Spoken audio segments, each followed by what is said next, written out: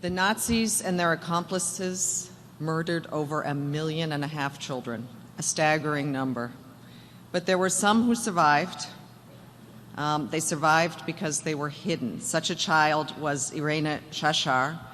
Ms. Shashar was barely 2 years old when her mother smuggled herself and her little daughter out of the Warsaw Ghetto. Her father had been murdered there. Through hiding and luck, the two of them survived the Holocaust. We are so privileged to have Ms. Shashar with us today, and it is my honor to welcome her to share with us her experiences.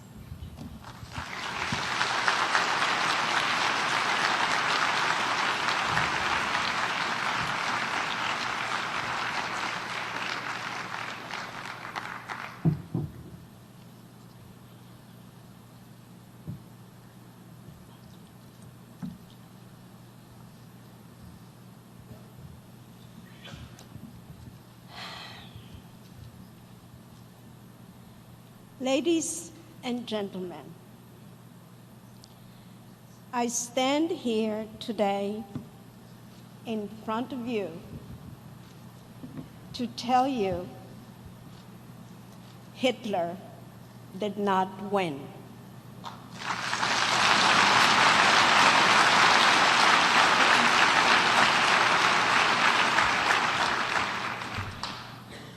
I was born in Warsaw, Poland in 1937.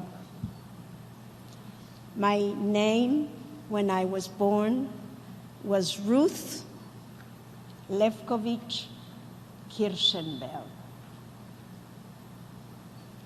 We had a comfortable home and I felt safe and secure.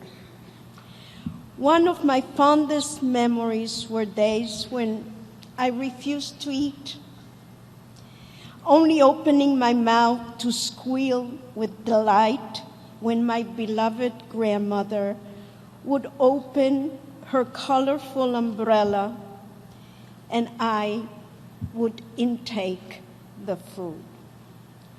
In retrospect, I would have been much more willing to eat had I known what was coming. By the time I was 2 years old, I would be starving in the Warsaw Ghetto. The year was 1939. The seeds of genocide had been planted, and the poison of Nazism invaded Poland. We were forcibly moved into the ghetto. Survival was the only thing that mattered. But some part of me hoped and believed that it was all temporary. It was a fluke, that it was all a big mistake, and we would go back to our rightful homes and continue our lives.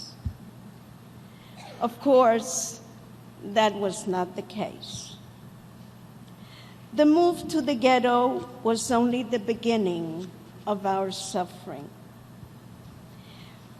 One afternoon, when my mother and I were out searching for food on the streets, we heard blood-curdling screams over the usual clamor of the ghetto.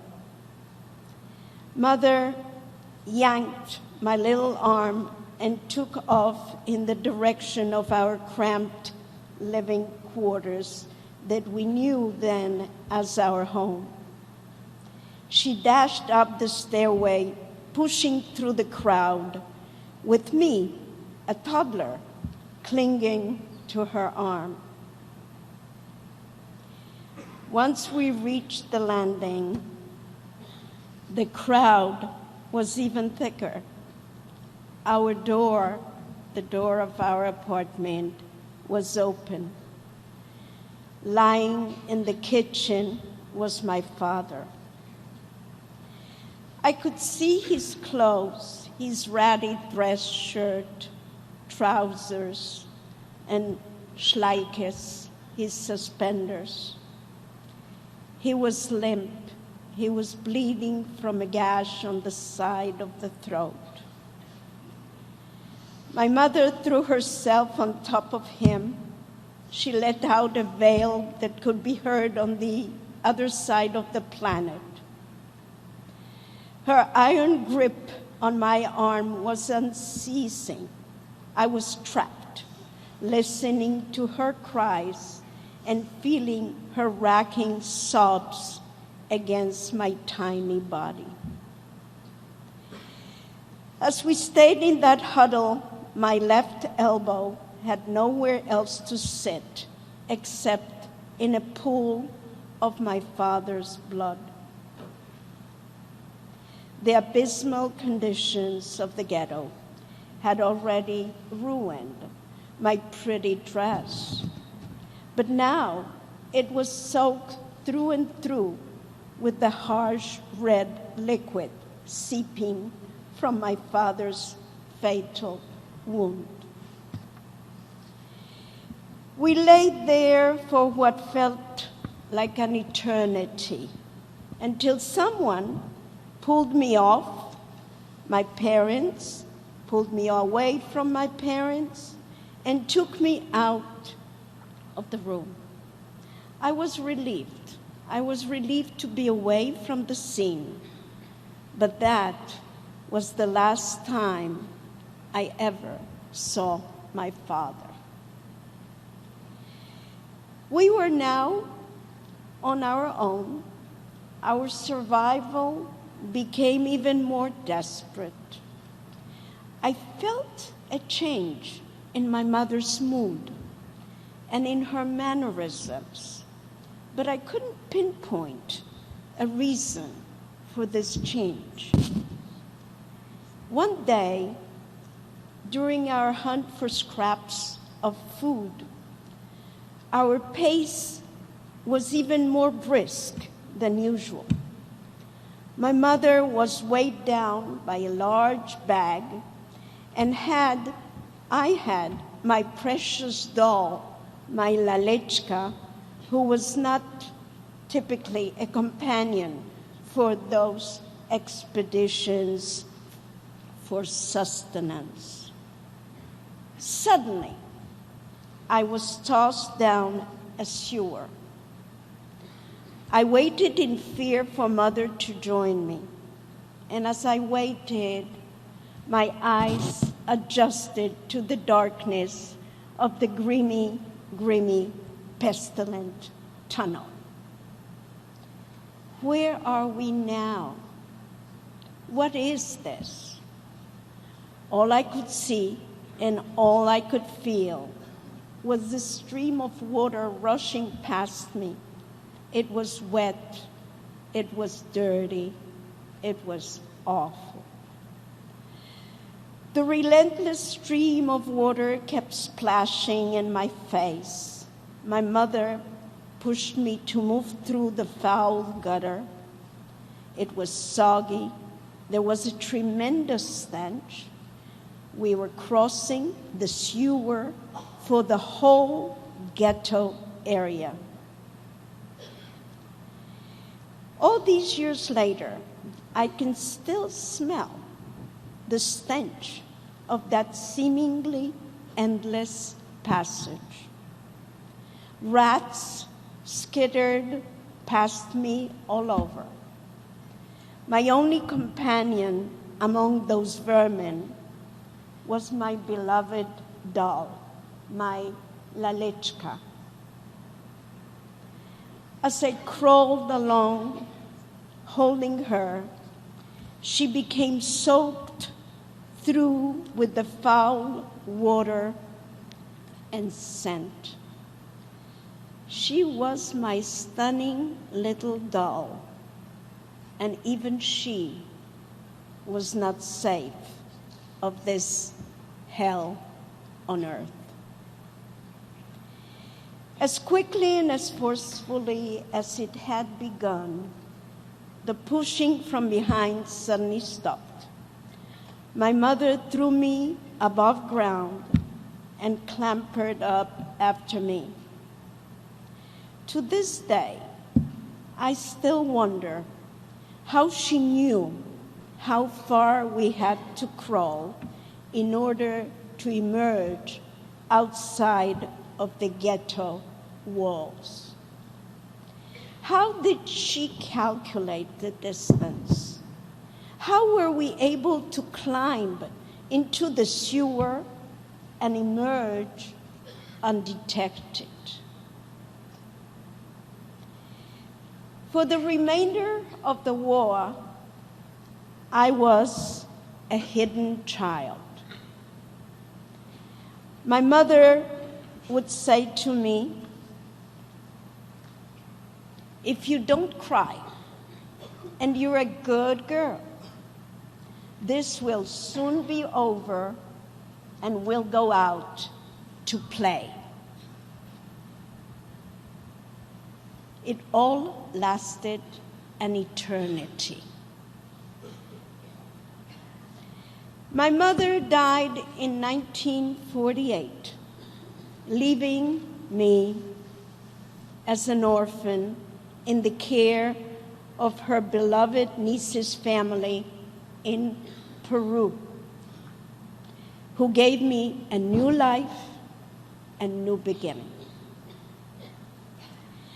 I was victorious over Hitler, thanks to my mother's overwhelming sacrifice, a priceless, selfless act of courage.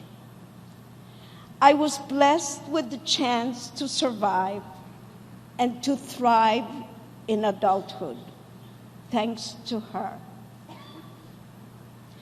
I was blessed with the opportunity to have children and grandchildren because I saw my family tree. Hitler did not win. I did the very thing he tried so hard to prevent.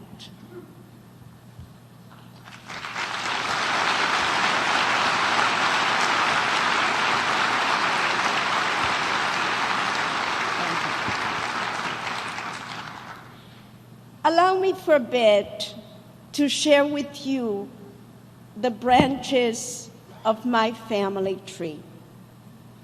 My son, David, lives in Israel, works as a doctor. His wife, Rotem, is an intensive care nurse, and they brought me three grandchildren. Nevo, 8, is a very gifted child, of course, my grandson. Omer, 6, is a blue-eyed dancer and painter. Doron, 3, is a sweet doll with blonde hair and blue eyes. My daughter, Ilana, is a social worker in the Shoham municipality. She's married to Asaf, a lawyer. And they gave me four grandchildren.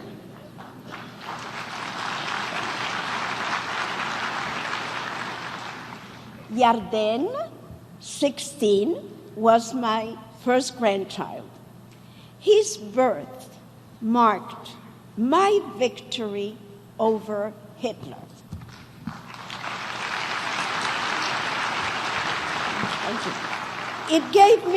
It provided me with an reinvigorated purpose I could never have imagined. Yarden is active in sports, scouts, and he's an excellent student. Of course, my grandson. Yahel, 12, and looks like I did at her age. Shira, 9, is a talented skater, and Ivri, 7, is lovable and curious.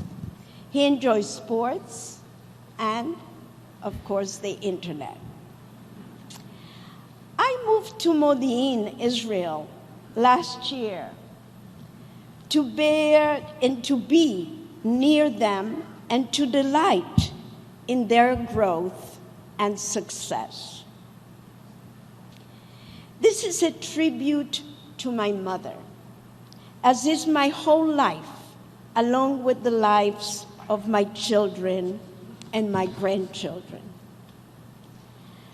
I need your voice, the voice of the United Nations, the United Nations that arose out of the ashes of World War II. I need your voice because without it, silence is indifference. Throughout the course of my life, I realized that it is not only my responsibility, but it is my obligation.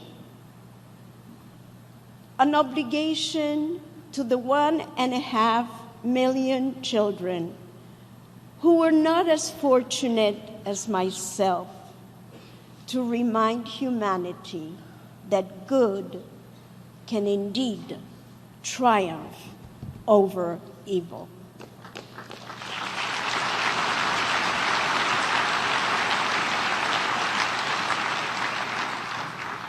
Diversity is legitimate.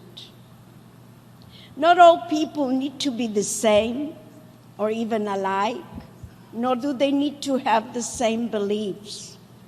But everyone needs to have tolerance for the beliefs of others, and minorities, minority views need to be protected. I have emerged from the Shoah with hope and courage, and with a dream to the world. Please don't let my dream turn into a nightmare. Don't let my mother's triumph go for naught. Life is a gift, not to be taken for granted. Hitler did not win. Don't let Hitler ever, ever win. Thank you.